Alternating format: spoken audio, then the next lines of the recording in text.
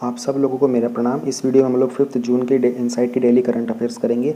PDF आप लोग direct insight की वेबसाइट से ले सकते हो। विजन और इनसाइट के दोनों के मंथली करंट अफेयर्स चल रहे हैं, उनको पक्का कंप्लीट कर लेना। प्लस में 5 जून की इस न्यूज़ के बारे में एक खास बात बता देता हूँ। खास ये कि ये वाली जो वीडियो है मैं अभी 6 की मॉर्निंग को ही अपलोड कर रहा हूँ, लेकिन मैं इसको प्राइवेट रखूँगा। इसको मैं पब्लिक करूँगा 7 को ही, ठीक है। मॉर्निंग में या नून में, इवनिंग में 7 को मैं देखूँगा कब करूँगा। और 6 की भी मैं जो मतलब आज 6 डेट है, 6 जून को मैं रिकॉर्डिंग की है, 6 जून को मैंने इसे अपलोड कर दिया है। इसको पब्लिक करूँगा 7 को ही, और 6 की भी न्यूज़ जो है वो 7 को ही पब्लिक होगी। मेरे को कुछ एक्सपेरिमेंट करना है अपने चैनल के कुछ डेटा के साथ, तो उसके लिए मुझे थोड़ा वेट करना पड़ेगा, तो इसलिए ठीक है। स्टार्ट करते हैं। 5 जून के हमारे टॉपिक्स हैं। सबसे पहला टॉपिक है हमारा disqualification shadow of on 7 Nagaland MLAs, law against mob lynching, tulip urban learning internship programme, Swadesh means skill mapping exercise for returning citizens, global vaccine summit, mutual logistic support agreement और periodic labour force service PLFS. Disqualification shadow on 7 Nagaland MLAs. देखो हुआ क्या है ना, नागालैंड के अंदर जो last year election वगैरह हुए थे ना, उसी के अंदर कुछ डिस्क्वालिफिकेशन वगैरह हुआ था एमएलए का। हमको ये पॉलिटिकल एंगल इतना ध्यान में नहीं रखना है, हम लोगों को इसमें से डिस्क्वालिफिकेशन वाला फैक्टर जो है एंटी डिफेक्शन लॉ का, उस पर ज़्यादा फोकस करना होगा। क्योंकि यूपीएससी के एग्ज़ाम में आपको कोई नहीं पूछने वाला है कि किस पार्टी ने कितने एमएलए को निकाल दिए। किसी ना प्रीलिम्स में आएगा, ना ही ये इंटरव्यू में पूछा जाता है, और ना ही ये मेंस में पूछा जाता है। आपको एंटी डिफेक्शन लॉ के बारे में पूरा डिटेल होनी चाहिए। हालांकि हम लोग जो भी इसमें था, कंटेक्स्ट में क्या था, न्यूज़ में क्या था, ये आपको थोड़ा सा आइडिया ज़रूर होना चाहिए ताकि समझ में आसानी से आ जाए। गुवाहाटी का जो हाई कोर्ट है ना, उन्होंने डायरेक्शन दिए नागालैंड असेंबली स्पीकर के जो स्पीकर हैं शरिंगेन लोंगकुमार को। अच्छा, गुवाहाटी का हाई कोर्ट ने नागालैंड के असेंबली स्पीकर को क्यों दिया है?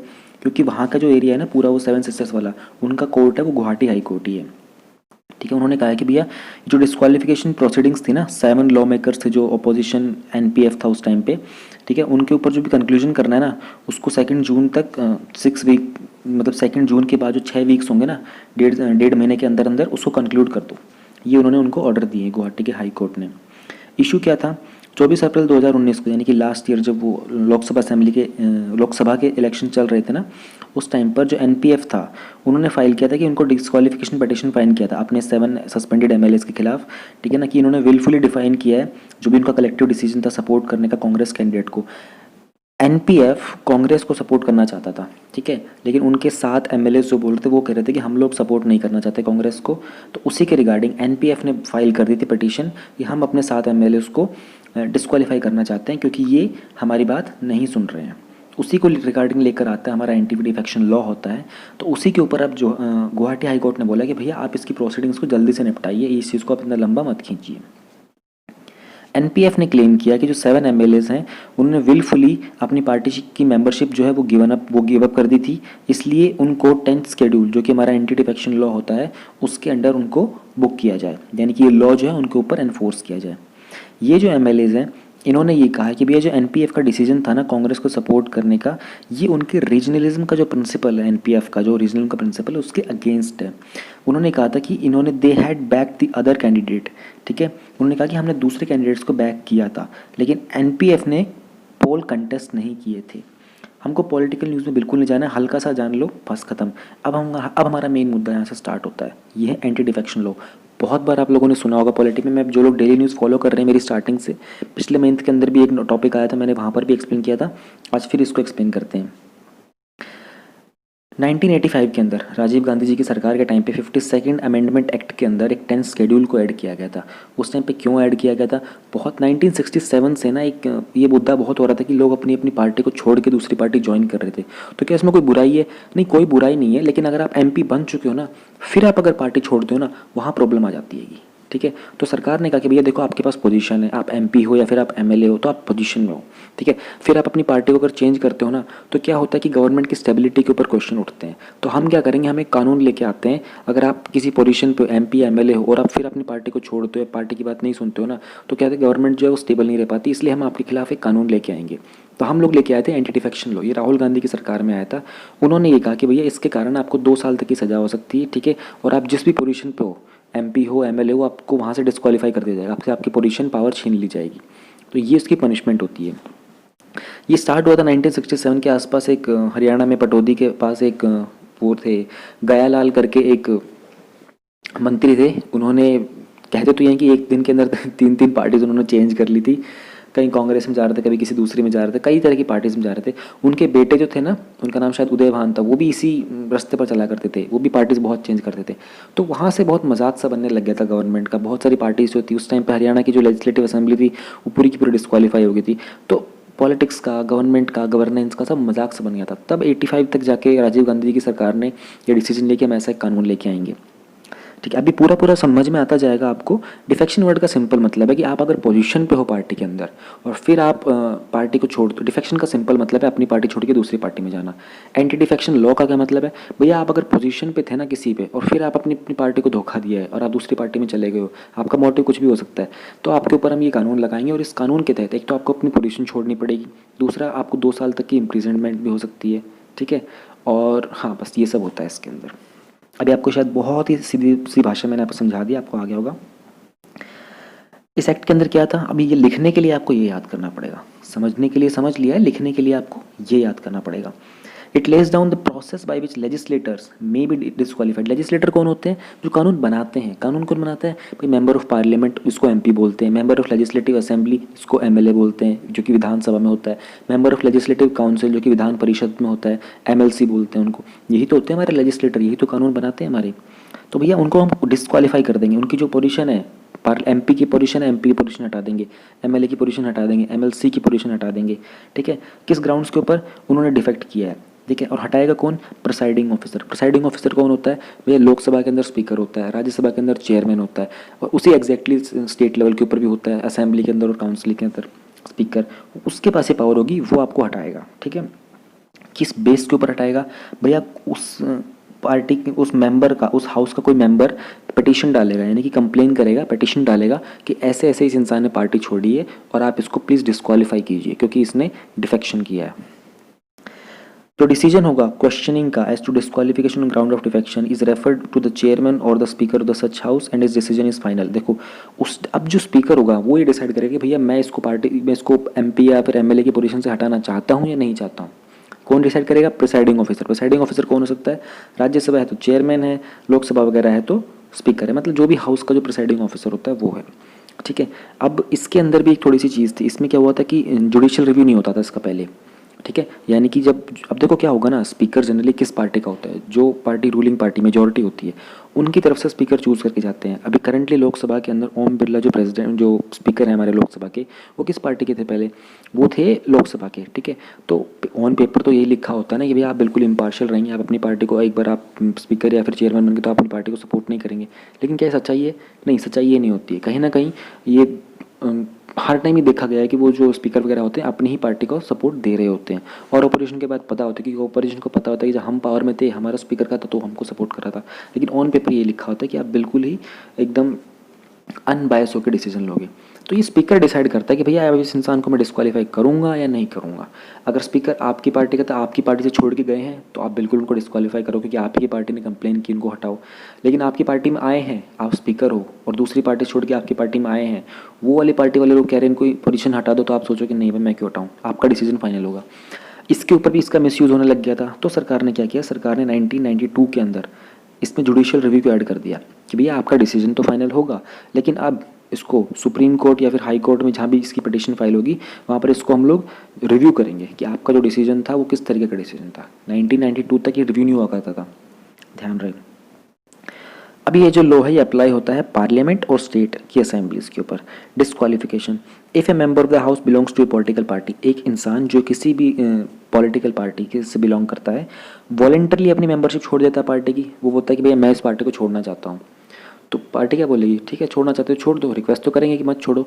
लेकिन वो ये चेक करती है पार्टी कि भैया हमने इसको तो एमपी बना रखा है। जैसे ज्योतिराव सिंधिया थे, उन्होंने जब डिफेक्शन किया था तो वो पार्टी में एमपी एमएलए नहीं थे कुछ भी, वो इलेक्शन हार चुके थे, लेकिन वो नॉर्मली थे, बस पार्टी के मेंबर थे। उनके ऊपर डिफेक्शन का लॉ नहीं ले सकता था कि पार्टी लगा नहीं सकती क्योंकि उन्होंने वॉलंटरी गिव अप किया, लेकिन वो एमपी एमएलए नहीं थे, तो पार्टी ने उनके खिलाफ एंटी डिफेक्शन लॉ की बात नहीं उठाई। लेकिन जो बाकी उनके साथ थे, जो 19, 20, 21, 22 जितने बताए जा रहे थे, वो सारे के सारे एमपी एमएलए थे, उनके खिलाफ ये लॉ की बात आई थी।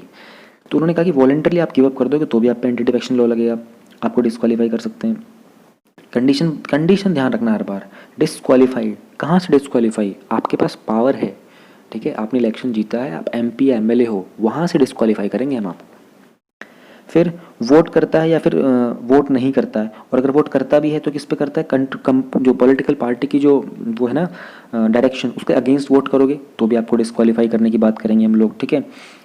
हावेवर अगर आपने परमिशन ले रखी है अपनी पार्टी से पहले, ठीक है ना, और condoned by the party within 15 days from such voting abstention there shall not be qualified। अगर आप 15 दिन पहले परमिशन ले लेते हो कि हम वोट नहीं करेंगे इस चीज़ के ऊपर, ठीक है, या फिर वोट अगेंस्ट में करेंगे, वो परमिशन मिल जाती है पार्टी से, तो ऑब्वियसली बात है आपको डिस्क्वालीफाई नहीं किया जाएगा। आपकी पार्टी नहीं बोल देगी कोई दिक्कत नहीं, तो फिर ठीक है।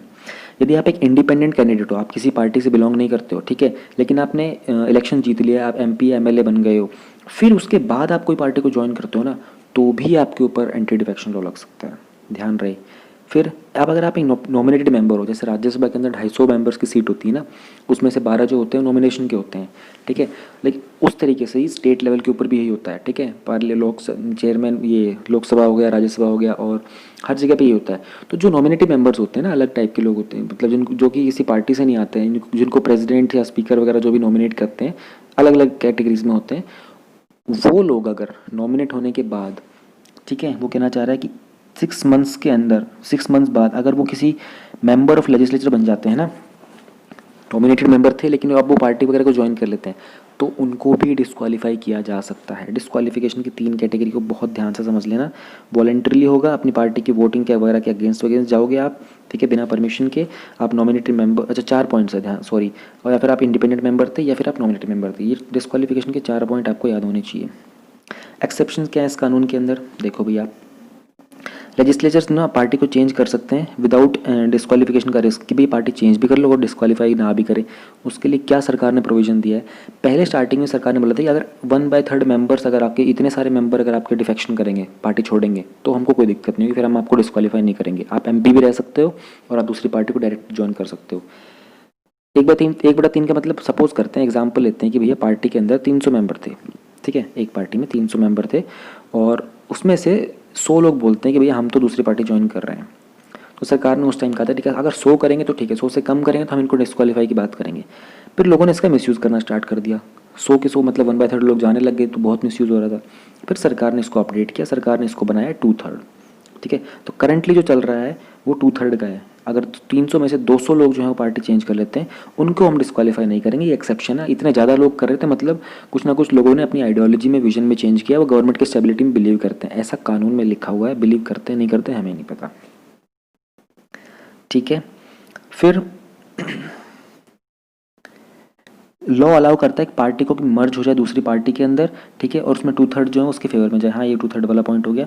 ऐसे सिनेरियो के अंदर जो नीदर द मेंबर, जो वो लोग जिन्होंने दूसरी साइड मर्ज करने की बात की है वो, या फिर जो बच गए जिन्होंने मर्ज करने की बात नहीं की थी, दोनों में से कोई भी डिस्क्वालीफाई नहीं होगा। ये नीचे वाला जो पॉइंट है ना, इसी के ऊपर ही गुवाहाटी ये नागालैंड वाली न्यूज़ है। 2/3 आपके चले गए, यानी कि 50% से ज़्यादा तो लोग चले गए आपके, है ना, तो जो बच गए उनके खिलाफ भी तो डिस्क्वालिफिकेशन हो सकता है, क्योंकि 2/3 ज़्यादा गए, वो बोल देंगे कि इन्होंने हमारी बात नहीं मानी। तो इन्होंने बोला कि भैया अगर 2/3 की मूवमेंट हो रही है तो जो बच गए 1/3 उनके ऊपर भी कोई डिस्क्वालिफिकेशन नहीं होगा। तो ये इन्होंने एक्सेप्शन दे दिए। प्रीलिम्स में इसका क्वेश्चन डायरेक्ट मेंस में क्वेश्चन डायरेक्ट आ सकता है कि भैया डिस्क्वालिफिकेशन के क्या प्रोविजन है, एक्सेप्शंस क्या हैं, और प्रिसाइडिंग ऑफिसर के डिसीजंस क्या होते हैं, ऐसे डायरेक्ट क्वेश्चन आ सकते हैं। ये मैंने आपको बता दिया था कि भैया पहले जो प्रिसाइडिंग ऑफिसर होता है उसके फाइनल डिसीजन होता है, 1992 के अंदर उसको जुडिशियल रिव्यू के अंदर डाल दिया गया था। सिंपल सी बात ऊपर लिखी हुई है। एडवांटेजेस क्या होते हैं एंटी डिफेक्शन लॉ के? ऐसा कानून लाने का फ़ायदा क्या हुआ हमको? लोग तो पार्टीज अब भी चेंज कर रहे हैं, लेकिन फिर भी कानून में लिखा क्या है? देखो भैया, अगर आप ऐसा कानून लाते हो, लोगों को पार्टियां चेंज करने से रोकते हो, तो क्या होता है? ये तो सरकार जो होती है वो स्टेबल रहती है, स्थिर बनी रहती है सरकार, ठीक है। अब ये भी इंश्योर किया जाता है कि जो कैंडिडेट है ना, वो अपनी पार्टी के साथ लॉयल्टी दिखाए रहे, क्योंकि सिटीजन ने वोट किया था उसको उस पार्टी की आइडियोलॉजी के हिसाब से। मान लो मैं किसी एक एग्जांपल लूँगा, एज्यूम करना हमारे कंट्री में 2 मेजर पार्टी है, बीजेपी और कांग्रेस। मैंने किसी एक्स मेंबर को वोट दे दी, वो बीजेपी का था, लेकिन वो फिर डिफेक्शन करके कांग्रेस में चला गया, तो मेरा भी ट्रस्ट टूटता है उस इंसान के साथ। किया मैंने तो उसको बीजेपी का सोच के और उस आइडियोलॉजी, उस विजन के साथ किया था, लेकिन कांग्रेस में चला गया। सेम चीज़ अगर कोई कांग्रेस में से इधर आ जाता है तो मेरा उसके साथ कांग्रेस के वाला ट्रस्ट टूट जाएगा। इसलिए एंटी डिफेक्शन लॉ इंपॉर्टेंट है। पार्टी का डिसिप्लिन बहुत मेंटेन करके रखता है, फैसिलिटेट करता है कि पार्टीज़ का जो मर्जर वगैरह है ना वो होना चाहिए। वो मर्जर हो रहा है तो that is a good thing. और मर्जर बीजेपी कांग्रेस जितनी बड़ी बड़ी पार्टीज़ का नहीं होता है, छोटी पार्टीज़ का होगा। मान लो कल को टीएमसी का मर्जर हो जाता है किसी कम्युनिस्ट पार्टी से हो गया, या फिर आप पार्टी बोलती किसी और के साथ मर्ज कर लेगी, उनका मर्जर होता है। एक्सपेक्ट करते हैं कि इस तरीके से करप्शन बहुत कम होगा। बिल्कुल करप्शन कम होगा, क्योंकि हॉर्स ट्रेडिंग होती है, ठीक है। एमएलएज वगैरह जो होते हैं बिकते बहुत है, करोड़ों रुपए इनको दिए जाते हैं पार्टी छोड़ के ज्वाइन करने के, तो वो करप्शन होती है, वो थोड़ी कम हो जाएगी। प्रोवाइड करेंगे punitive measures against a member who defects from one party to another party. Punishment भी मिलती है इन लोगों को, प्यूनिटिव मेजर मतलब पनिशमेंट वाली, ठीक है। पनिशमेंट दी जाती है ताकि उन लोगों को ये इसका एडवांटेज होता है। अदरवाइज क्या होगा कि आप छूट बदलते जाओगे, आपको सरकार कोई पनिशमेंट तो दे नहीं रही है और आप ये हरकतें करते जा रहे हो, ठीक है। रिकमेंडेशंस क्या क्या आई हैं इसको चैलेंज करने के लिए, जो भी चैलेंजेस हैं उनके लिए।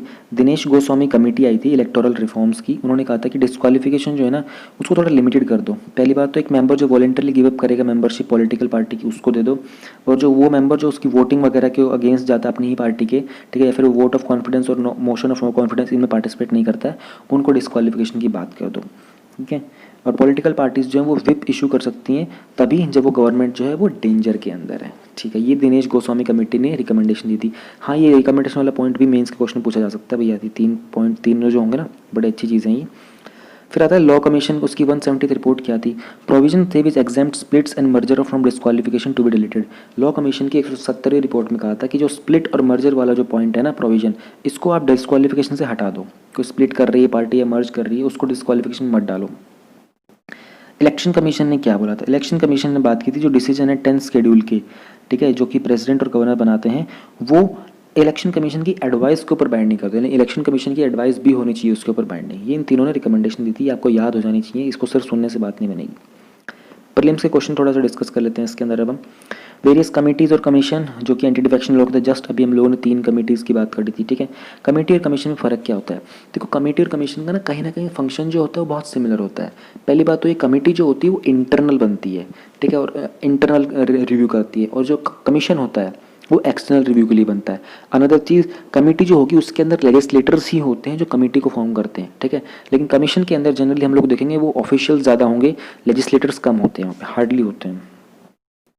Decision of presiding officer versus judicial review, starting के अंदर जो था 1985 से लेकर 1992 तक जो प्रिसाइडिंग ऑफिसर का डिसीजन था वो जुडिशियल रिव्यू के अंदर नहीं आता था। 1992 के बाद सुप्रीम कोर्ट ने ऑर्डर दिया कि भैया जो प्रिसाइडिंग ऑफिसर का जो ये होगा डिसीजन होगा इसको भी जुडिशियल रिव्यू के अंदर डालो। Merger versus split of political parties, ये जो हम लोगों ने जस्ट अभी डिस्कस किया। Anti defection law applicable presiding officer के ऊपर नहीं, भैया प्रिसाइडिंग ऑफिसर के ऊपर क्यों एप्लीकेबल होगा। रेलिवेंट सुप्रीम कोर्ट की केसेस और वर्डिक्ट्स कैसे कैसे, लास्ट ईयर कर्नाटका के केस आप लोगों ने सुना होगा ना, जो लास्ट ईयर जो हो रहा था कर्नाटका के अंदर, जो येदियुरप्पा वाली गवर्नमेंट वगैरह के थे, हॉर्स ट्रेडिंग बहुत हो रही थी, ठीक है। 1967 के अंदर वो आया राम गया राम वाला केस हो रहा था, और भी अगर मैं कोई ऐसे याद करने की कोशिश करूँ, अभी जो हुआ था ज्योतिराव सिंधिया वाला ये मध्य प्रदेश के अंदर, तो यही कुछ ऐसे कोर्ट केसेस वगैरह चल रहेंगे, ठीक है। हम लोग law against mob lynching, mob lynching आप लोग समझते होंगे। मॉब लिंचिंग का मतलब होता है जब एक भीड़ कोई क्राइम कमिट करती है, किसी इंसान को पकड़ के मार देते हैं, मारा पीटी करते हैं, किसी तरह का ऐसा क्राइम हो जाता है, उसको मॉब बोलते हैं, भीड़ को। एक pan north east legal group है, उन्होंने एक लॉ की डिमांड करी है जो कि स्पेसिफिकली मॉब लिंचिंग के खिलाफ होगा। देखो पैन वर्ड का मतलब होता है all over. Pan north east legal group, कोई नॉर्थ ईस्ट का लीगल ग्रुप है, वो ऑल ओवर की बात कर रहा है कि ऐसा एक लॉ लेके आए। This follow the killing of 2 people in Assam within a week in में, एक वीक के अंदर मई में 2 लोग ही मॉब लिंचिंग हो गई थी।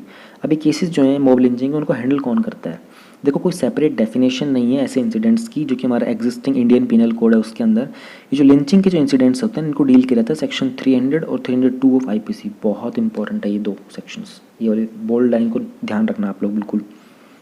सेक्शन 302 क्या बोलता है, सेक्शन 302 बोलता है कि जो भी कमिट करता है मर्डर उसको पनिशमेंट मिलनी चाहिए विद डेथ और उम्र भर की कैद, ठीक है, या फिर उसको फाइन भी देना होता है। Offence of A murder is cognizable, non bailable and non compoundable. देखो ध्यान रहे, कॉग्निजेबल का मतलब होता है, कॉग्निजेबल का मतलब होता है जो कि कानून के विधीन आता है, जुरिस्डिक्शन ऑफ द लॉ होता है। नॉन बेलेबल मतलब भैया इसको बेल नहीं मिलेगी, जमानत नहीं मिलेगी। और नॉन कंपाउंडेबल वो होता है कि इतना सीरियस क्राइम है, इतना कोई सीरियस है इस क्राइम की नेचर कि इसको कंपाउंड नहीं कर सकते, we can not let them scot free, इनको इतनी आसानी से छोड़ नहीं सकते। तो सेक्शन 302 लगाते हैं हम लोग मॉब लिंचिंग के अंदर, यानी कि आपको पहली बात तो आप कानून के विधि में आ चुके हो, आपने जो भी हरकत की है, ठीक है, ये कॉग्निजेबल हो गया, जुरिस्डिक्शन में आ गया लॉ के। सेकंड चीज़, आपको ज़मानत मिलेगी नहीं इसके अंदर। थर्ड चीज़, आपका क्राइम इतना ज़्यादा सीरियस है कि आपको आसानी से हम लोग नहीं छोड़ेंगे। ये 302 बताता है। लिंचिंग क्या होती है? लिंचिंग की डेफिनेशन लिखनी आनी चाहिए। अगर क्वेश्चन बन जाता है तो इंट्रोडक्शन में आप डेफिनेशन ही लिखते हो, ध्यान रहे यही लिखना होता है। अच्छी डेफिनेशन है, इंग्लिश में ही पढ़ूंगा, ध्यान से सुन लेना। Act of series of act of violence और एडिंग एबेटिंग मतलब encouraging such acts thereof whether spontaneous और प्लान। स्पॉन्टेनियस का मतलब होता है बिना प्लानिंग के लिए, अचानक से, और प्लान का मतलब होता है कि किसी चीज़ को सोच समझ के पूरा विचार विमर्श करके फिर करना। ऑन द ग्राउंड्स ऑफ किस किस के बेस के ऊपर? रिलीजन के ऊपर कर दिया आपने, race, caste, sex, place of birth, language, dietary practice, sexual orientation, political affiliation, ethnicity और एनी अदर ग्राउंड्स। इन ग्राउंड्स के ऊपर अगर आपने कोई भी ऐसा एक्ट किया वायलेंस वगैरह का, या फिर एनकरेज किया है किसी ऐसे एक्ट को, ठीक है, प्लान था या अनप्लान था, उसको हम बोलते हैं लिंचिंग। सुप्रीम कोर्ट ने इसके ऊपर गाइडलाइंस क्या दी है? सुप्रीम कोर्ट ने भैया बोला कि भैया there shall be a separate offense for lynching and the trial courts must ordinarily award maximum sentence upon conviction of the accused person to set a stern example। Conviction का मतलब है जब उसको दोषी करार दिया जाए तो जो ट्रायल कोर्ट्स होते हैं वो उसको अधिक से अधिक और मतलब मजबूत से मजबूत सजा दें, ताकि एक ऐसा स्टर्न एग्जाम्पल, एक ऐसा मजबूत एग्जाम्पल सोसाइटी के सामने खड़ा हो सके, ताकि इस तरह की हरकत को ना दोहराया जाए। देखो, मॉब लिंचिंग एक्चुअल में ही बहुत हीनियस क्राइम है, देश की, सोसाइटी की, ह्यूमन बीइंग की रेस्पेक्ट को धूल में मिला कर रख देता है। ये भीड़ मिलकर किसी एक इंसान की जान ले लेती है, ये बहुत बहुत ही घिनौना क्राइम होता है। State government will have to designate a senior police officer in each district. जो राज्य की सरकार है, ध्यान रहे, राज्य सरकार। पुलिस किसके अंडर में आती है? पुलिस वैसे सेंट्रल गवर्नमेंट के अंदर में आती है, ये होम मिनिस्ट्री के अंदर, लेकिन वैसे स्टेट सब्जेक्ट भी है, ठीक है। उन्होंने बोला कि भैया हर एक डिस्ट्रिक्ट के अंदर आप एक सीनियर पुलिस ऑफिसर को अपॉइंट करो, ठीक है। इस तरह के जो भी मॉब वायलेंस के जो लिंचिंग के जो इंसिडेंट्स होंगे उन सब के ऊपर मेजर्स वो ऑफिसर लेगा। स्टेट गवर्नमेंट को आइडेंटिफाई करने की ज़रूरत है ऐसे डिस्ट्रिक्ट और सब डिवीजन्स और विलेजेस जहाँ पर रिसेंटली इस तरह की जो इंसिडेंट्स थे वो नोट किए गए थे, या फिर ऐसी घटनाएं हुई थी वहाँ पर। नोडल ऑफिसर, नोडल वर्ड का मतलब होता है एग्जीक्यूटिंग या फिर रिस्पॉन्सिबल ऑफिसर, जो इम्प्लीमेंट करता है, ठीक है ना। Nodal officer shall bring to the notice of DGP, यानी कि जो डायरेक्टर जनरल होते हैं पुलिस के, डीजीपी, उनको नोटिस में लेके आएगा, उनको इन्फॉर्म करेगा, ठीक है। कोई भी इंटर डिस्ट्रिक्ट कोऑर्डिनेशन इशू होता है, ठीक है ना, devising a strategy to tackle, ताकि एक ऐसी स्ट्रेटजी से प्लानिंग कर सकें ताकि हम लोग लिंचिंग और मॉब वायलेंस से रिलेटेड इशूज़ को हैंडल कर सकें। Every police officer shall ensure to disperse the mob, हर पुलिस ऑफिसर की ये जिम्मेदारी है कि वो भीड़ को डिस्पर्स करने में अपने पूरे एफर्ट लगाएगा। That has a tendency to cause violence, उनको ऐसा लगता है कि भैया इस भीड़ के कारण कुछ ना कुछ वायलेंस, कुछ हिंसा हो सकती है, ठीक है। सेंट्रल और स्टेट गवर्नमेंट ब्रॉडकास्ट करें रेडियो के ऊपर, टेलीविज़न के ऊपर और बाकी मीडिया प्लेटफॉर्म के ऊपर कि क्या सीरियस कॉन्सिक्वेंसेज हो सकते हैं अगर आपने मॉब लिंचिंग या मॉब वायलेंस किया और अगर आप उससे कहीं ना कहीं जुड़े हुए थे तो, ताकि लोगों के अंदर थोड़ा डर फैलाया जाए। डर का मतलब इस तरह से डर नहीं कि आप घर से बाहर निकलना बंद कर दो, इस तरह से डर कि अगर आपने ऐसा क्राइम किया तो हम आपको किस तरह की सज़ा देंगे, ऐसा इस टाइप का डर, यानी हेल्दी फियर कह सकते हो आप इसको। Despite the measures taken by the state police, if it comes to the notice of the local police that an incident of lynching or mob lynching has taken place, jurisdiction police station shall immediately lodge an FIR। ठीक है ना, इतने सारे measures लेने के बावजूद भी अगर पुलिस के किसी डिपार्टमेंट के अंडर ये नोटिस में आता है कि मॉब लिंचिंग फिर भी हुई है, तुरंत उसके ऊपर FIR की जाएगी, तुरंत उसके ऊपर FIR होनी चाहिए। स्टेट गवर्नमेंट को बोला है कि आप प्रिपेयर करें लिंचिंग और मॉब लिंचिंग के विक्टिम के लिए कंपेंसेशन स्कीम, यानी कि जो विक्टिम था, जिसकी, अब मॉब लिंचिंग में एक इंसान को भी लपेट सकते हो आप, 10 को भी लपेट सकते हो, तो जो इंसान आपने लपेट लिया है ना उसके अंदर, देखो मैं मजाक में नहीं कह रहा, मैं थोड़ा मेरी लोकल लैंग्वेज के हिसाब से वर्ड निकल के आया है, तो आपने जिस भी इंसान को इसमें ले लिया है, अपनी गिरफ्त में ले लिया है कि जो भी मॉब लिंचिंग का शिकार हो गया है, उनके लिए कंपेंसेशन होना चाहिए भैया। कंपेंसेशन किसी भी फॉर्म में हो सकता है, ठीक है।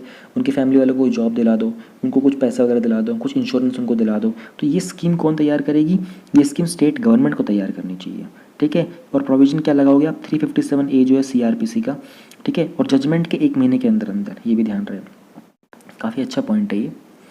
इफ़ अ पुलिस ऑफिसर और an officer of the district administration fails to fulfil his duty, ठीक है ना, तो इसे कंसिडर किया जाएगा डेलिब्रेट नेग्लिजेंस, यानी कि अगर कोई पुलिस ऑफिसर अपनी ड्यूटी, जो भी डिस्ट्रिक्ट एडमिनिस्ट्रेशन वगैरह वाले, अगर अपनी ड्यूटी, अपने जो कार्य है उसको करने में सक्षम नहीं हो पाते हैं, तो हम इसे कंसिडर करेंगे कि डेलिब्रेट नेग्लिजेंस था, यानी कि उन्होंने जानबूझकर इस चीज़ को इग्नोर किया था, नेग्लेक्ट किया था।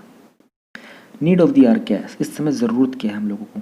हर बार जब भी ऐसा कोई केस आता है ऑनर किलिंग का, हेट क्राइम का, ऑनर किलिंग आप समझते हैं ना किसी भी ऑनर के अंदर, यानी कि आपने किसी को डिसऑनर किया तो आपको मार दिया गया, उस चीज़ को बोलते हैं ऑनर किलिंग। जनरली ये फीमेल्स वगैरह के ऊपर ज़्यादा देखे जाते हैं ऑनर किलिंग के। हेट क्राइम, किसी को नफरत में मार दिया है, फिर witch hunting, mob lynching. We raise demand of special legislation to deal with this crimes. ठीक है, हर टाइम जब भी इस तरह की कोई हरकतें हो रही होती है तो हम लोग डिमांड करते हैं इनके लिए कोई एक स्पेसिफिक लॉ बन के आना चाहिए। बट फैक्ट ये है कि ये जो क्राइम्स है ना, ये are nothing more than murder, यानी कि ये मर्डर से ज़्यादा कुछ दूसरा कोई क्राइम नहीं है। और एग्जिस्टिंग प्रोविजंस जो हमारे आईपीसी की और सीआरपीसी, आईपीसी होता है इंडियन पीनल कोड, सीआरपीसी होता है क्रिमिनल प्रोसीजर कोड, उनके अंदर जो प्रोविजंस है ना वो सफिशिएंट है इस तरह के क्राइम से डील करने के लिए। ठीक है, देखो ये क्वेश्चन आपको कहीं भी पूछा जा सकता है, स्पेशली इंटरव्यू में, कि व्हाट डू यू थिंक कि हमारे जो आईपीसी और सीआरपीसी के अंदर जो प्रोविजंस हैं वो मॉब लिंचिंग जैसे इंसिडेंट्स को हैंडल करने के लिए क्या सफिशिएंट है? तो आपका आंसर क्या होना चाहिए? हाँ, वो सफिशिएंट है। कैसे सफिशिएंट है ये आपको आगे बताएंगे। Coupled with the guidelines laid down in the Poonawalla's case, we are sufficiently equipped to deal with mob lynching. ठीक है, पूनावाला केस के अंदर क्या हुआ था, तहसीन पूनावाला जो है वो सुप्रीम कोर्ट में गए थे। उन्होंने कहा था कि उन्होंने एक पीआई फाइल की थी कि भैया सुप्रीम कोर्ट आप कुछ तो डिसीजन लो, कुछ गाइडेंस दो, मॉब लिंचिंग इतनी होती जा रही है हद से ज़्यादा, आप लोग कुछ गाइडलाइंस दो। ये पूनावाला केस था। उस टाइम पे 2018 की बात आई थी कि मई मार्च के आसपास, ऐसा ही कोई यही कुछ महीनों का टाइम था। मॉब लिंचिंग के सडनली बहुत सारे केसेस निकल के आ रहे थे बाहर में, तो वो सुप्रीम कोर्ट चले गए थे। सुप्रीम कोर्ट ने फिर कुछ गाइडलाइंस दी सेंटर को कि आप कोई कानून बना के लेके आओ। तो we are sufficiently equipped to deal with mob lynching. ठीक है, however we lack due enforcement. देखो ये प्रॉब्लम है, उन्होंने कहा कि हमारे पास जो प्रोविजंस है ना आईपीसी के और सीआरपीसी के, ये एक्जैक्टली वही चीज़ें हैं जो मर्डर के जैसे केसेस से डील करते हैं। फ़र्क क्या है? फ़र्क ये है due enforcement of the existing loss. ये जो पहले से लॉ एग्जिस्ट कर रहे हैं ना, इनको लागू करना। एनफोर्समेंट मतलब लागू करना। और accountability of the enforcement agencies, जो इन्फोर्स करेंगी, जो इन कानून को लगाएंगी, उन एजेंसीज की अकाउंटेबिलिटी का हमारे पास थोड़ा सा इशू है, उनको हम ठीक से हैंडल नहीं कर पा रहे हैं।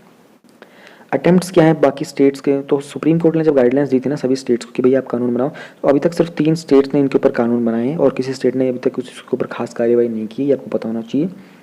मणिपुर की सरकार एक बिल लेके आई थी 2018 के अंदर ही। ठीक है, राजस्थान की सरकार ने भी अगस्त 2019 के अंदर एक बिल पास किया था। वेस्ट बंगाल भी इसके अगेंस्ट एक बिल लेके आया है। सेंट्रल गवर्नमेंट क्या कर सकती है? काफ़ी बड़ा जा रहा है हमारा ये वाला आंसर, आधा घंटा तो हमको लगभग हो ही गया है कि 2 टॉपिक डिस्कस करते करते, but never mind, important topic है। तो ये 2 टॉपिक जो हैं अभी जो बैक टू बैक हम लोगों ने किए, बहुत ही अच्छे टॉपिक्स हैं। What the centre can do, central government क्या कर सकती है? देखो, while adopting the guideline, centre को इनकॉर्पोरेट करने होंगे sections of the law penal action against doctors who stand accused of direction of duty. Against doctors, doctor क्यों लिख दिया उन्होंने, किसी और टॉपिक से उठा दिया क्या? अगेंस्ट ऑफिशियल्स आना चाहिए मेरे हिसाब से यहाँ पे। तो सेंटर को जो लॉ के सेक्शंस है ना उनको इनकॉर्पोरेट करने की इतने ढंग से जरूरत है। डेरिलेक्शन ऑफ ड्यूटी का मतलब होता है डेलिबरेटली आप नेग्लेक्ट कर रहे हो अपनी ड्यूटी परफॉर्म करने से। तो सरकार को इस तरीके से ध्यान रखने की जरूरत है कि वो इनकॉर्पोरेट करें जो भी लॉ के सेक्शन है कि भैया जो भी ऑफिशियल्स हैं अपनी ड्यूटी को अच्छे से इंप्लीमेंट नहीं कर पा रहे, उनके खिलाफ कोई एक्शन ले, उनको स्ट्रिक्टली बोला जाए कि वो अपनी ड्यूटी को फॉलो करें, क्योंकि उनको ट्रेन किया गया है इन सब चीज़ों को करने के लिए। Delay in attending the victims of lynching, जो भी लिंचिंग का शिकार हुए थे उन सबको अटेंड करने में देरी करने में, या फिर फॉल्स रिपोर्ट सबमिट करने में, या फिर विदाउट कैरिंग आउट ए प्रॉपर और थोरो मेडिकल एग्जामिनेशन। अच्छा, ये सिर्फ और सिर्फ डॉक्टर की ही बात कर रहे हैं पर्टिकुलर, तो ऑफिशियल नहीं, फिर उन्होंने डॉक्टर सही लिखा हुआ है, ये उसका सिर्फ और सिर्फ हॉस्पिटल वाला पर्टिकुलर केस की बात कर रहे हैं। अगर डॉक्टर ने उसकी रिपोर्ट वगैरह गलत बनाई, उसका मेडिकल एग्जामिनेशन गलत बनाया, ठीक है, अंडर एनी कोर्जन, कोर्जन मतलब होता है फोर्स, बाय द पुलिस और due to their own prejudice against the community होस। अच्छा हाँ, ये कितना अच्छा पॉइंट है, सही कह रहे हैं, डॉक्टर्स के लिए बना हुआ है।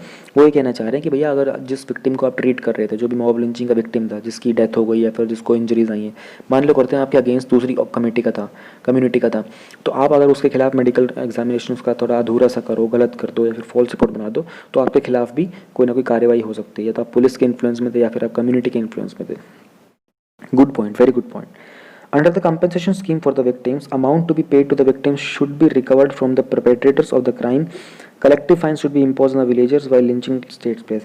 जिन भी गाँव में, कम्युनिटी में, जिस भी जहाँ पर भी वो लिंचिंग वगैरह होती है, तो उस विक्टिम को जो पैसे देने हैं आपने कंपनसेशन स्कीम में, वो पैसा किससे लोगे? उन सारे लोगों से लोगे जो सब इस मॉब लिंचिंग में इन्वॉल्व थे। While framing the laws, center could even provide for punitive action against political leaders. Punitive action मतलब punishment वाले, तो वो political leaders भी स्पेशली जो इसमें लिंचिंग वगैरह में इन्वॉल्व होते हैं, उन सब के खिलाफ भी आपको एक्शन लेने की ज़रूरत है।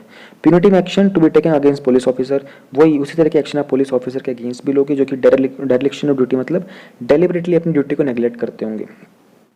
कुछ वीडियो जैसे दिखाई दे गई थी रिसेंटली, जिसमें देखा गया था कि पुलिस ऑफिशियल से वो भीड़ को हटा ही नहीं रहते। So they were kind of doing the dereliction of duty, यानी कि deliberately allowing the mob lynching to happen. ठीक है, प्रीलिम्स के क्वेश्चन हम लोग देख लेते हैं यहाँ पर। States which have passed laws against mob lynching, 3 state के हम लोगों ने नाम ऊपर पढ़ लिए थे। पूनावाला केस के मैंने आपको बता दिया, 2018 के अंदर तहसील पूनावाला जो थे वो गए थे सुप्रीम कोर्ट में कि भैया आप सुप्रीम कोर्ट कुछ तो डिसीजन दो, कुछ गाइडलाइंस दो, ताकि सेंटर जो है ऐसा कि उस कानून को लेकर आए। ठीक है, फिर सुप्रीम कोर्ट ने कुछ गाइडलाइंस दी थी उसके रिगार्डिंग, और उसी के बाद 3 स्टेट ने कानून बनाए थे। What are the provisions available against mob lynching under IPC, हम लोगों ने पढ़ ली। तो ऊपर जो सेक्शन थे मैं आपको ऊपर दोबारा दिखा देता हूँ, ध्यान रहे बिल्कुल टॉप पे हम लोगों ने जो पढ़े थे ना, ये 2 सेक्शन, एक तो सेक्शन 302 था और सेक्शन 300 था। ये प्रोविजन से हमारे IPC के अंडर मॉब लिंचिंग जैसे केसेस को हैंडल करने के लिए। Tulip urban learning internship programme, ठीक है, सिंपल सी बात है कि इंटर्नशिप प्रोग्राम का टारगेट है। तो ये वाला क्वेश्चन आपको कहीं पर भी मेंस में डायरेक्ट नहीं मिलेगा। इसमें आप क्या कर सकते हो कि भैया एक इंटर्नशिप प्रोग्राम गवर्नमेंट ने लॉन्च किया था, तो उसको आप कहीं किसी क्वेश्चन में कहीं कुछ सोशल वेलफेयर डेवलपमेंट वाला क्वेश्चन होगा तो उसमें 1-2 पॉइंट में लिख सकते हो, या फिर ये प्रीलिम्स में आ सकता है। तो देखो क्वेश्चन को, टॉपिक को देख के आपको समझ में आ जाना चाहिए क्वेश्चन कहाँ पूछा जा सकेगा। एक इंटर्नशिप प्रोग्राम जैसे के ऊपर मेंस का पूरा एक क्वेश्चन नहीं बन सकता, बिल्कुल भी पॉसिबल ही नहीं है। हाँ, इसके कुछ पॉइंट्स होंगे, इसके कुछ कीवर्ड्स होंगे जो आप, या फिर कोई पर्टिकुलर सेंटेंस होगा, ठीक है, हाइलाइट्स होंगे, वो आप किसी मेंस के दूसरे आंसर में as a buffer point add ज़रूर कर सकते हो। लेकिन ध्यान रहे, इस ऐसे क्वेश्चन के ऊपर, ऐसे टॉपिक के ऊपर पूरा क्वेश्चन कभी बन के नहीं आएगा। पर आपको माइनर डिटेल्स का भी ध्यान रखना पड़ता है क्योंकि प्रीलिम्स में आ सकता है। ठीक है, तो अर्बन लर्निंग के इंटर्नशिप प्रोग्राम है जो अपॉर्चुनिटीज़ मिलती है फ्रेश ग्रेजुएट्स को। फ्रेश ग्रेजुएट्स मतलब जिनकी ग्रेजुएशन जस्ट कंप्लीट हुई है, ULB और स्मार्ट सिटीज़ के अंदर, वहाँ ये लॉन्च हुआ है। इसके अंदर क्या होगा, ये जो बजट 2020 और 21 का, यानी इसी साल जो अनाउंसमेंट हुआ था ना, उसमें ये अंडर द थीम, कौन सी थीम के अंदर आता है, एस्पिरेशनल इंडिया। अब ये वाले सारे पॉइंट्स कौन सी थीम में आता है, किन के लिए है और कब अनाउंस हुआ था, ये होते हैं प्रीलिम्स के लिए इंपॉर्टेंट। की फीचर्स क्या है इसके, जो ये प्रोग्राम होगा ना, ये प्रोवाइड करेगा फ्रेश ग्रेजुएट्स को experiential learning opportunities urban sector के अंदर। एक्सपीरियंशियल मतलब आपको प्रैक्टिकली वहाँ पे काम करवाया जाएगा, ये नहीं कि ऑफिस में बैठा के क्लास ले ली जाएगी आपकी। ये एनहेंस करेगा value to the market India's graduate, और हेल्प करेगा एक पोटेंशियल टैलेंट पूल करने में डाइवर्स फील्ड में। देखो अब ये लाइन से आपको समझ में आ जाएगा, ये वाली लाइन आप यूज़ कर सकते हो कहीं पर भी, मेंस के आंसर में यूज़ कर लो, GS के में कहीं यूज़ कर लो, किसी दूसरे आंसर में कहीं इनपुट के लिए यूज़ कर सकते हो। कौन से फील्ड होंगे, अर्बन प्लानिंग होगा, ट्रांसपोर्ट होगा, इंजीनियरिंग होगा, एनवायरनमेंट होगा, म्यूनसिपल फाइनेंस होगा। जैसे हम लोग ने, जो लोग विजन का पूरा फॉलो कर रहे हैं ना, उनको अभी नेक्स्ट वीडियो जो अपलोड होगी उसमें सुनाई देगा नेशनल इंफ्रास्ट्रक्चर प्लानिंग। वहाँ पर आप ये क्या यूज कर सकते हो कि अर्बन सेक्टर के अंदर इंफ्रास्ट्रक्चर प्लानिंग के अंदर हम लोगों गवर्नमेंट ने एक स्कीम लॉन्च की है ट्यूलिप करके, इंटर्नशिप प्रोग्राम, तो वो लोग वहाँ इंटीग्रेट हो सकते हैं। अब देखो 2 टॉपिक कैसे मर्ज हो गए, इससे कहते हैं एक ब्यूटीफुल आंसर निकल के आता है। जब आप रैंडम टॉपिक्स में से उठा के पॉइंट्स अपने एक आंसर बनाते हो ना, तो एसेसर को भी लगता है कि हाँ यार, इस इंसान को कई चीज़ें पता है, इसको काफ़ी सारे डायमेंशंस में इसने हाथ पैर मारा हुआ है। It will lead to infusion of fresh ideas, क्योंकि ऑब्वियस सी बात है, फ्रेश ग्रेजुएट निकल के आए हो, फ्रेश एनर्जी होगी, engagement of youth in co creation of solutions for solving India's urban challenges. National infrastructure pipeline का भी एक कहीं ना कहीं अर्बन चैलेंज ही है हमारे पास। ठीक है, देखो ये पॉइंट वहाँ कितना अच्छे से मैंने ऐड करके आपको बता दिया। ये लॉन्च करेगा important stepping stone. Stepping stone मतलब क्या होता है, स्टेपिंग स्टोन एक के ऊपर एक, तो पहला स्टेपिंग स्टोन की तरह लॉन्च किया जाएगा। MHRD और AICT का एक गोल है कि वो 1 करोड़ सक्सेसफुल इंटर्नशिप लॉन्च करना चाहते हैं इंडिया में 2025 तक। तो उसके लिए स्टेपिंग स्टोन में हेल्प कौन सा करेगा, ट्यूलिप, ये जो अर्बन इंटर्नशिप प्रोग्राम है ये उसमें हेल्प करेगा। अच्छा, इसकी नीड क्या है, सिग्निफिकेंस क्या है इस प्रोग्राम की। ऐसे जो प्रोग्राम्स होते हैं ना, they help you reap the benefits. Reap का मतलब क्या होता है, when you sow a seed, जब आप एक बीज बोते हो तो आप क्या करते हो, उसके बाद उसको काटते क्या हो, रीप करते हो, उसका जो फ्रूट होता है उसको रीप करते हो। तो क्या होगा, ऐसे प्रोग्राम से हम क्या रीप करेंगे, क्या इसका फ्रूट मिलेगा, बेनिफिट होगा इंडिया के डेमोग्राफिक डिविडेंड के अंदर। ठीक है ना, as it is poised to have largest working age population in the world in the coming years. आने वाले भविष्य के अंदर भारत के अंदर विश्व की सबसे बड़ी कामकाजी जो पॉपुलेशन होने वाली है ना, जनसंख्या, वो भारत में होने वाली है आने वाले टाइम में। इंडिया के पास सब्सटेंशियल पूल है टेक्निकल ग्रेजुएट्स का, for home exposure to real world project implementation and planning is essential. जो हमारे ये टेक्निकल ग्रेजुएट्स हैं ना, इनको प्रोफेशनल डेवलपमेंट के लिए रियल वर्ल्ड के प्रोजेक्ट इंप्लीमेंटेशन, यानी कि रियल में कंपनीज़ में प्रोजेक्ट्स के अंदर वो जाएँ, काम करें, उनको ऑन फील्ड पता चले कि कैसे काम होता है, वो उनकी प्रोफेशनल डेवलपमेंट के लिए बहुत इंपॉर्टेंट है। फिर general education may not reflect the depth of productive knowledge present in society. आमतौर पर आप जो एजुकेशन ले रहे होते हो वो नॉलेज की डेप्थ नहीं बता पाती, स्पेशली जो प्रोडक्टिव नॉलेज होती है ना उसकी डेप्थ को बता नहीं पाती है इतने अच्छे से। Instead of approaching education as doing by learning, our societies need to reimagine education as learning by doing. हम लोग क्या करते हैं, फर्स्ट भी जो हमारा अप्रोच है वो है कि डूइंग बाय लर्निंग, ठीक है, लर्न करते हैं और फिर हम काम करते हैं। वो कहना चाह रहे हैं कि अप्रोच दूसरी होनी चाहिए, हमें उसे री इमेजिन करने की ज़रूरत है सोसाइटी को, कि बाय लर्न बाय डूइंग, काम करें और फिर उससे सीखें। हम क्या करते हैं, पहले सीखते हैं फिर करते हैं, ठीक है। तो वही कहना चाह रहे हैं कि पहले काम करो, हाथ पैर डालो, थोड़ा हाथ पैर मारो, तब आप फिर आप तैरना सीखो। ये नहीं कि आप स्विमिंग पूल के बाहर खड़े हो और आपने एक मैनुअल पढ़ लिया कि ऐसे तैरना होता है। दे आर थिंकिंग री इमेजिन करके देखो, सोसाइटी को री इमेजिन करने की जरूरत है कि पहले पूल में कूद जाओ, फिर हाथ पैर मारो, फिर देखो कि कौन से मूवमेंट से आपको तैरने के लिए सपोर्ट मिलता है। काफ़ी मेटामॉर्फिकल है, तो मेरे हिसाब से कहीं ना कहीं बहुत अच्छा पॉइंट है ये ऐसे के लिए, ऐसे में बहुत अच्छा पॉइंट है, और सोशियोलॉजी वगैरह जो लोग प्रिपेयर कर रहे होंगे उनके लिए भी। इसलिए तो ये जो उसने नीड बताई ना दो ऊपर, इसीलिए ट्यूलिप जो है वो ट्विन गोल्स जो है, providing interns with hands on learning experience as well as एक फ्रेश एनर्जी को भी इन्फ्यूज़ करेगा हमारी जो भी फंक्शनिंग वगैरह होती है स्मार्ट सिटीज़ वगैरह की यूएलबीज़ की, उन सब के लिए। तो ट्यूलिप जो है इसलिए बहुत हेल्पफुल रहेगा। स्वदेश यानी कि skill mapping exercise for returning citizens. ऊपर की कहानी बता देता हूँ। जितने भी स्टैंडर्ड लोग थे ना इंडिया के, जो इधर उधर रह गए थे, जो दूसरी कंट्रीज में फंस गए थे पैंडेमिक के दौरान, लॉकडाउन के दौरान, वो सब अपनी कंट्रीज में लौट रहे हैं। तो बहुत सारे लोगों को जॉब लॉस हो गया है।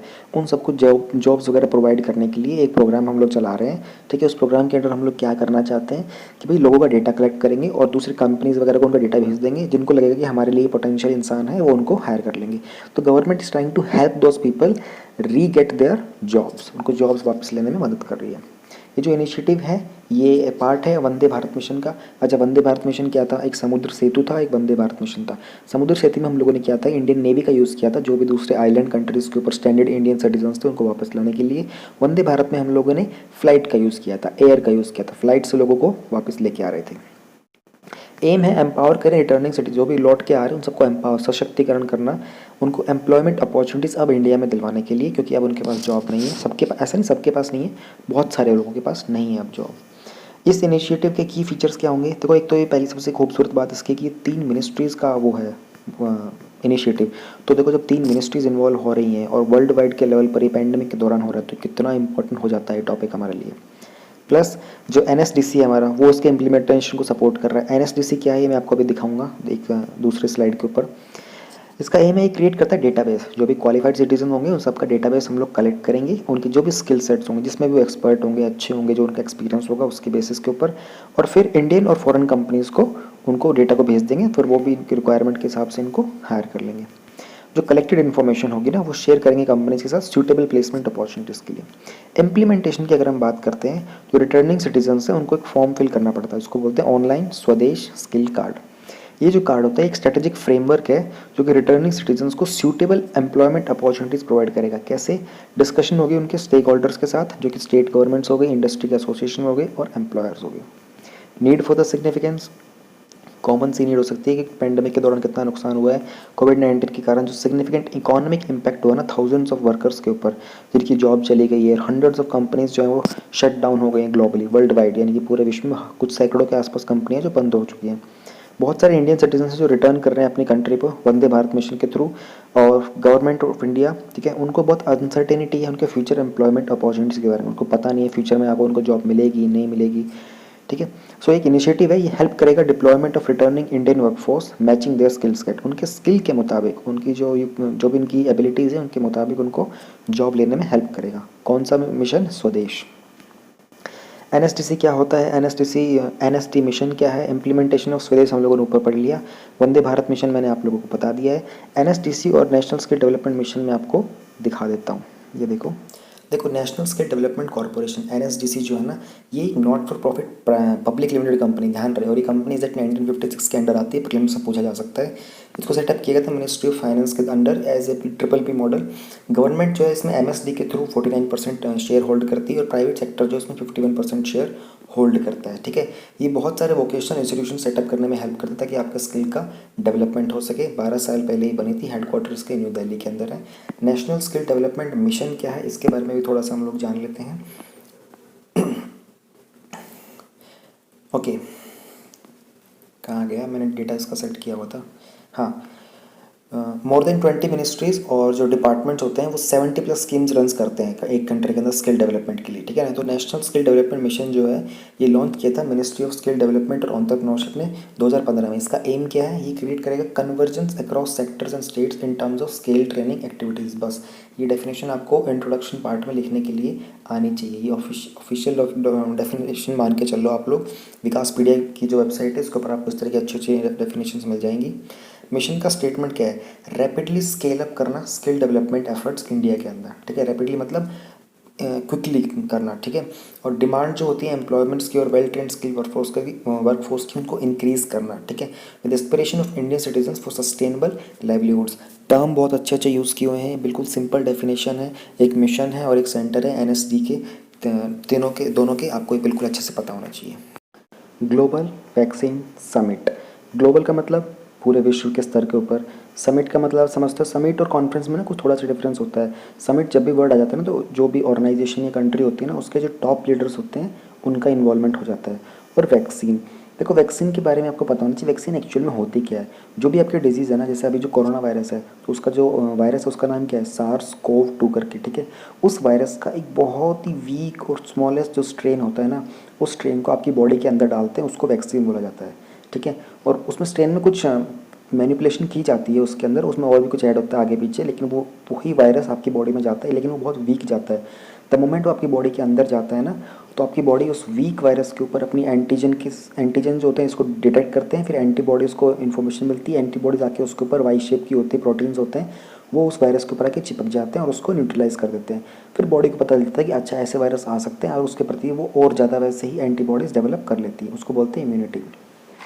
तो एक ग्लोबल वैक्सीन समिट हुआ था, अभी ऑनलाइन हुआ था क्योंकि पैंडेमिक चल रहा है, वर्चुअल हुआ था, ठीक है। होस्ट किसने किया था, कौन से कंट्री ने, यूके ने किया था, तो प्राइम मिनिस्टर बोरिस जॉनसन का इन्वॉल्वमेंट था। प्लस 50 कंट्रीज़ थी, उसमें बिजनेस लीडर थे, यूएन की एजेंसीज थी, civil society, government ministers, head of state, country के लीडर्स, सब ने पार्टिसिपेट किया था। ओवरऑल जो समिट है उसने 7 बिलियन यूरो को रेस किया है, ध्यान रहे ग्लोबल वैक्सीन समिट में 7 बिलियन यूरो रेस किए गए हैं, ठीक है। और गवी को दिए गए हैं। अभी गवी क्या है, गवी एक इंटरनेशनल वैक्सीन अलायंस है, इसके बारे में हम लोग डिटेल में नीचे और जानेंगे। और इसी के अंदर इंडिया ने प्लेज किया, वो देगा $15 मिलियन। ध्यान रहे टोटल अमाउंट है 7 बिलियन यूरो, यहाँ पर यूरो की बात कर रहे हैं। नीचे इंडिया ने क्या क्या प्लेज किया, इंडिया देगा $15 मिलियन। बैकग्राउंड क्या है, ये जो वर्चुअल समिट है ना इस वीक की इसलिए हुआ क्योंकि यूनिवर्सिटी ऑफ ऑक्सफोर्ड की जो फास्ट ट्रैक ट्रायल्स चल रहे हैं ना, वो लोग वैक्सीन डेवलप कर रहे हैं कोविड-19 के लिए, ठीक है। उसको जो वैक्सीन है जिससे कि कोरोना वायरस से बचा जा सके। हावेवर उनके एक वाइड रेट रेमिट भी है और वो छूट देना चाहते हैं। यूके होप करता है कि वो रेस करेगा फंड जो कि रिक्वायरमेंट है गवी के लिए, जो वैक्सीन करेगी 300 मिलियन बच्चों को आसपास, जो भी पुअर कंट्रीज़ में अगले 5 सालों तक, ठीक है। तो उन सबको इस इन्फेक्शन से बचाने के लिए, ठीक है, इसमें भारी छूट भी देना चाहते हैं, इसी कारण वो लोग इतनी फंडिंग को कर रहे हैं और वो कह रहे हैं कि फ्यूचर में शायद और ज़्यादा ज़रूरत पड़ सकती है इसकी। अब हम गवी के बारे में जानते हैं। गवी जो है 2000 में क्रिएट किया गया था, इंटरनेशनल ऑर्गेनाइजेशन है, ग्लोबल वैक्सीन अलायंस, ध्यान रहे ब्रिंग टुगेदर पब्लिक और प्राइवेट सेक्टर। प्रीलिम्स में पूछा जा सकता है घुमा के तो कौन से सेक्टर्स हैं, ठीक है, जिनके गोल शेयर करते हैं अपने गोल, किस चीज़ में उनका गोल होता है, सबका मिलकर क्या गोल होता है कि वो लोग इक्वल एक्सेस प्रोवाइड करेंगे, ठीक है, टू न्यू और अंडर यूज्ड वैक्सीन। किन के लिए, देखो ध्यान रहे, children living in the world की पुअरेस्ट कंट्रीज़, यानी कि वो कंट्रीज़, वो पब्लिक और प्राइवेट सेक्टर जो मिलकर उनका गोल है कि भैया इजी एक्सेस और इक्वल एक्सेस मिले सब बच्चों को, स्पेशली जो न्यू और अंडर यूज वैक्सीन है उनका, ताकि जो वर्ल्ड के पुअरेस्ट कंट्रीज़ है ना वहाँ तक इनको पहुँचाया जा सके। किसका काम है ये गवी का मोटिव है, विजन है, ऑब्जेक्टिव है, ठीक है। अब मेंबर्स कौन कौन होते हैं गवी के अंदर, जो डेवलपिंग कंट्री डोनर गवर्नमेंट्स होते हैं जैसे कि WHO, यूनिसेफ, वर्ल्ड बैंक, ठीक है। Vaccine industry in both industrialise और डेवलपिंग कंट्रीज़, वहाँ जहाँ पर भी जो भी वैक्सीन इंडस्ट्रीज़ हो गई है, रिसर्च और technical agency, civil society, Bill and Melinda Gates Foundation और बाकी अदर प्राइवेट फिलेंथ्रोपिस्ट वगैरह जो भी होते हैं वो सब इसका पार्ट होता है। इसमें डायग्राम से आपको बहुत अच्छा समझ में आएगा, ये आपको सच में याद करना पड़ेगा। अगर बना सकते हो ऐसे गोल में तो बीच में लिख देना गवी और उसमें यूनिसेफ, WHO, इम्प्लीमेंटिंग कंट्री, ये जो चीज़ें लिखे हुए हैं ना ये आप लिख दोगे तो हाँ सच में इम्पैक्ट पड़ेगा। आंसर के बीच में अगर ये बन जाता है इंट्रोडक्शन की जस्ट नीचे, बहुत ही खूबसूरत तरीके से काम करेगा ये। मेन एक्टिविटी क्या होती है देखो गवी की, strategy supports it mission to save children's life, बच्चों की जान बचाने के लिए। ध्यान रहे गवी के अंदर प्रीलिम्स में क्वेश्चन पूछा जा सकता है, ठीक है। ऊपर देखो ये मैंने बताया था ना यहाँ पर, ये रहा गवी के अंदर, ठीक है। इसमें चिल्ड्रन के ऊपर फोकस किया गया। प्रीलिम्स के अंदर 4 ऑप्शन आएंगे, एक के अंदर चिल्ड्रन की जगह ऑल कर देंगे, अडल्ट कर देंगे, आपसे पूछेंगे which one is not correct, आप वहीं कन्फ्यूज होगा। तो गवी किसके लिए? चिल्ड्रन का फोकस ज़्यादा है इनके ऊपर, ठीक है। इनकी मेन एक्टिविटीज़ के अंदर चिल्ड्रन के ऊपर ज़्यादा फोकस करते हैं। People's health and protect people's health, ध्यान रहे, एंड प्रोटेक्ट पीपल्स हेल्थ, ठीक है, by increasing access to immunisation to poor countries, specially गरीब कंट्रीज़ के लिए होता है। It contribute to achieving UN का जो मिलेनियम डेवलपमेंट गोल्स है ना, ध्यान रहे यूएन का मिलेनियम डेवलपमेंट गोल्स है, उसको अचीव करने में हेल्प करता है। किस कैसे फोकस करता है? परफॉर्मेंस, आउटकम और रिजल्ट्स के ऊपर। 3 चीज़ों के ऊपर इसका गवी का फोकस होता है, परफॉर्मेंस, आउटकम और रिजल्ट्स। ये वाला पॉइंट मेंस के लिए अच्छा है। ये प्रोवाइड करता है फंडिंग फॉर वैक्सीन और intellectual resources for care advancement. हाँ, फंडिंग प्रोवाइड करता है। अभी भी 7 बिलियन यूरो इन्होंने रेस किए हैं। कंट्रीब्यूट करता है, ऑल्सो स्ट्रेंथन करता है जो कैपेसिटी होती है ना हेल्थ सिस्टम की, ताकि इम्यूनाइजेशन को डिलीवर किया जा सके, प्लस में बाकी जो हेल्थ सर्विसेज होती है ना उनको भी डिलीवर करने में हेल्प करता है। मेंबर्स ऑफ गवी हम लोगों ने अभी चार्ट देख लिया है ऊपर।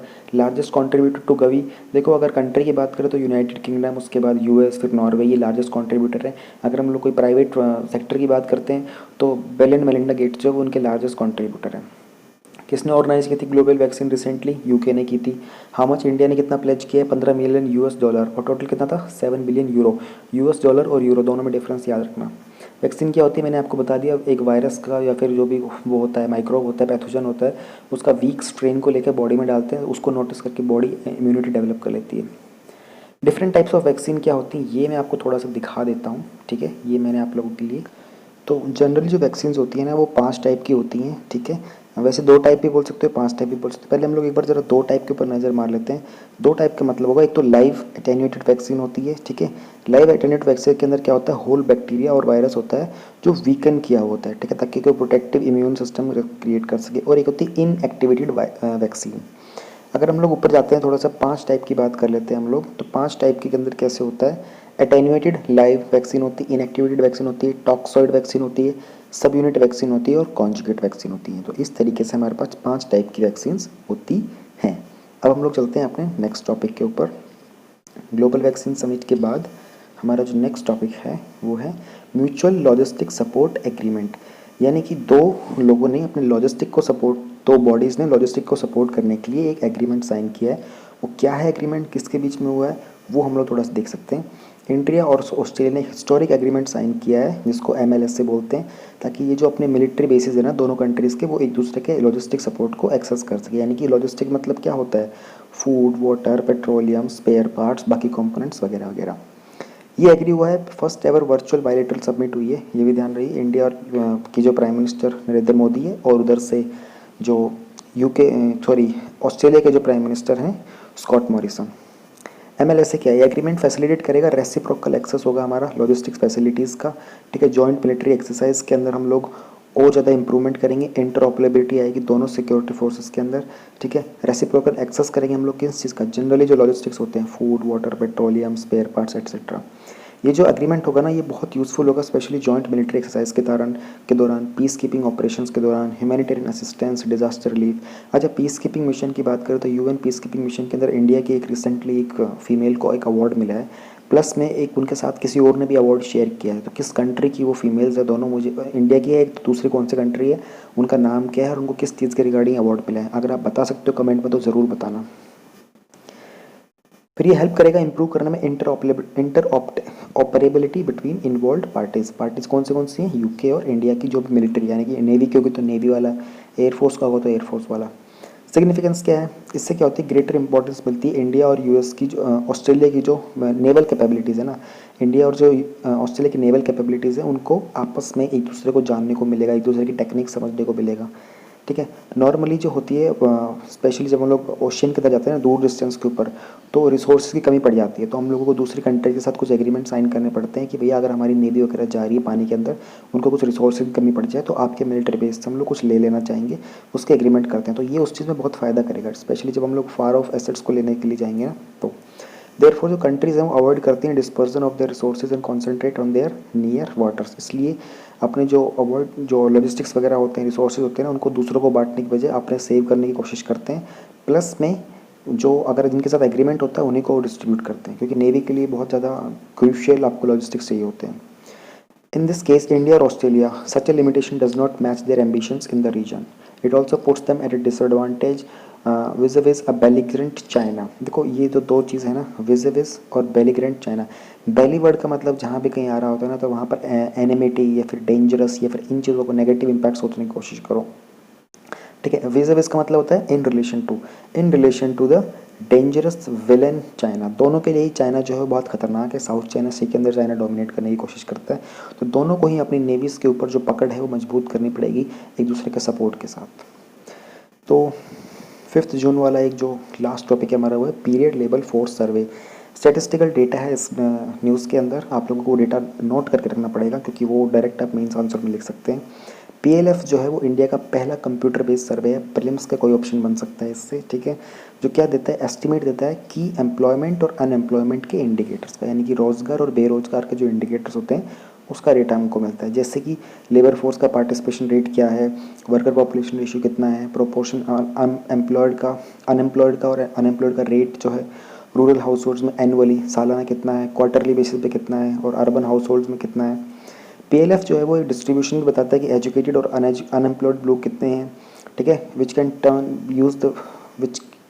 Turn can be use as a basis for skilling of youth. ताकि आपको डेटा होगा तो आपको पता चलता है कितने लोगों को स्किलफुल बनाने की ज़रूरत है हम लोगों को, to make the more employable by industry. ठीक है, ये सर्वे जो है लॉन्च किया गया था 2017 के अंदर। उसका जो पहली एनुअल रिपोर्ट हुई थी वो रिलीज़ हुई थी जुलाई 2017 से जून 2018 के बीच का जो एक साल का जो गैप था, इसके पूरे एक साल का जो डेटा था। ठीक है, इसमें कवर किए गए थे सारे रूरल और अर्बन एरियाज, और ये रिपोर्ट आई थी मई 2019 में। अच्छा, डेफिनेशन के बारे में हम लोग ज़रूर जान सकते हैं। अच्छा, इससे एक मैं इंटरेस्टिंग बात और बताता हूँ। प्रीलिम्स का क्वेश्चन बन के आएगा, ये सारी की सारी डेफिनेशन लिखी होंगी और वो आपसे पूछ लेगा which one of them is not correct, बस। लेबर फोर्स पार्टिसिपेशन रेट क्या होता है, percentage of people in the labour force those who are working और seeking available work in the population. ठीक है, वो लोगों की जो प्रतिशत, कितने लोग जो लेबर फोर्स के हैं जो काम कर रहे हैं, ठीक है, काम देख रहे हैं और अवेलेबल हैं काम के लिए पॉपुलेशन के। वर्कर पॉपुलेशन रेशियो क्या होता है, वो एम्प्लॉयड लोग जो काम कर रहे हैं। अनएम्प्लॉयमेंट दिखाता है वो लोग जो अनएम्प्लॉयमेंट लेबर फोर्स के अंदर। ठीक है, और अनएम्प्लॉयड, दोनों में फ़र्क है, अनएम्प्लॉयड रेट में और अनएम्प्लॉयड। एक इंसान जिसको काम नहीं मिल पाया 1 घंटे का भी पिछले 7 दिनों के अंदर, उसको हम लोग अनएम्प्लॉयड बोल देते हैं। ये डेफिनेशन देखो कितनी अच्छी है, कहीं पर लिख सकते हो आप। ये है इसका क्रूशियल डेटा। ये तो आपको सच में याद करना पड़ेगा क्योंकि ये बहुत जगह यूज़ कर सकते हो, बेशुमार तरीके से यूज़ कर सकते हो आप इस डेटा को। इंडिया का जो अनएम्प्लॉयमेंट रेट है वो गिरा है नीचे, कब, 2018 से जून 2019 के बीच में। कितना गिरा है, पहले 6.1 था, फिर बाद में कितना हो गया, 5.8%। इसी पीरियड के दौरान, यानी कि पिछले साल, वही कब से, जुलाई और जून के बीच, जुलाई 2017 से लेके जून 2018 तक की अगर हम बात करते हैं, तो ये थोड़ा इंक्रीज़ हुआ था। कितना, 36.9 से 37.5 इंक्रीज़ हुआ था। यानी कि पहले इंक्रीज़ हुआ था लेकिन पिछले साल थोड़ा सा नीचे गिर गया। जो वर्कर पॉपुलेशन रेशियो है वो भी इंक्रीज़ हुआ है। कितना, 35.3 हो गया, पहले कितना था, 34.7 था। ठीक है, अर्बन एम्प्लॉयमेंट रेट है वो रिड्यूस हुआ है। कितना, 7.8 से 7.7% हो गया है। रूरल इंडिया के अंदर 5.3 से 5% रिड्यूस हो गया है। फीमेल का पार्टिसिपेशन इंक्रीज़ हुआ है। वेमेन वाले जो भी टॉपिक्स हैं उसके लिए ये पॉइंट अलग से डायरी में लिख के रख लो, वहाँ लिख सकते हो ये। फीमेल के पार्टिसिपेशन रेट इंप्रूव हुआ है। किसने, कौन से डेटा के अंदर, पीएलएफएस के सर्वे के अंदर ये रिपोर्ट आई थी, तो इस पॉइंट को आप ऐसे लिख सकते हो, ऑफिशियल डेटा है ये। अर्बन और रूरल दोनों के अंदर इंप्रूव हुआ है। ठीक है, 18.6 फ्रॉम 17.5। चैलेंजेस क्या हैं आगे हमारे पास, रिटेन करने के लिए फॉलिंग ट्रेंड इन एम्प्लॉयमेंट का जो फॉलिंग ट्रेंड है ना, यानी कि फिलहाल जो ट्रेंड चल रहा है अनएम्प्लॉयमेंट, बेरोजगारी का, वो ट्रेंड नीचे की तरफ लेके जा रहा है हमारे ग्राफ को। ठीक है, और उसमें एक नेशन वाइड लॉकडाउन भी आ गया अभी मार्च से जून के बीच में, तो लोगों के पास जॉब नहीं है। इन सबको हमें टैकल करने की ज़रूरत है। देखो अभी हम लोगों ने एक न्यूज़ और पढ़ी थी ना, ट्यूलिप इंटर्नशिप प्रोग्राम की भी पढ़ी थी, प्लस में हम लोगों ने पढ़ी थी ये स्वदेश वाली जो न्यूज़ पढ़ी थी।